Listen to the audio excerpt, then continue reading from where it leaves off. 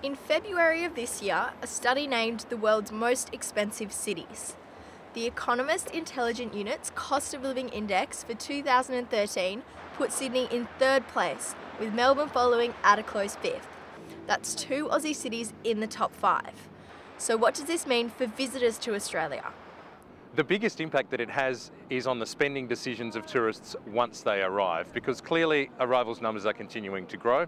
But whereas 10 years ago, an American tourist coming to Australia, they had their US $5,000, it bought them 10,000 Australian dollars. Now they only have $5,000 to spend once they're here. If you've just arrived in Sydney, or even if you've been here a while, I bet you're looking for some cost-effective ways to see the city. There are heaps of ways to do this if you know how.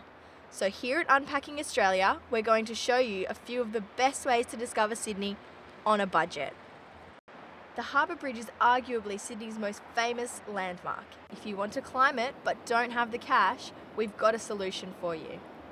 In the rocks, right near where the actual bridge climb takes place, you can climb one of the bridge's pylons for much cheaper. So while many people choose the expensive option, climbing the Harbour Bridge, you can climb one of Sydney Harbour Bridge's pylons for around $10.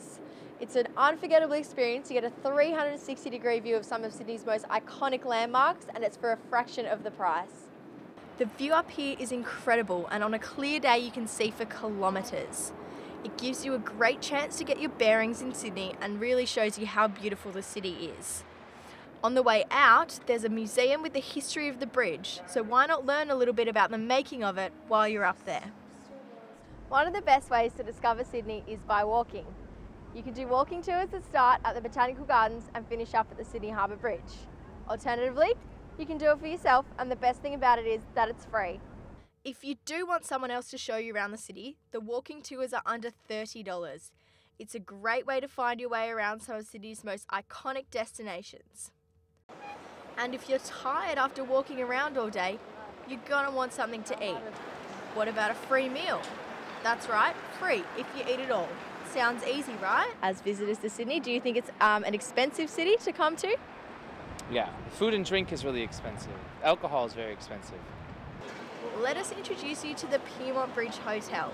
It's located on the other side of Darling Harbour, across the Piedmont Bridge, just near the Maritime Museum. On a side note, it's open 24 hours a day. Every Thursday night, they hold the Man or Mouse Challenge.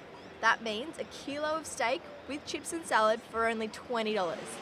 But if you can eat the whole lot, you get it for free.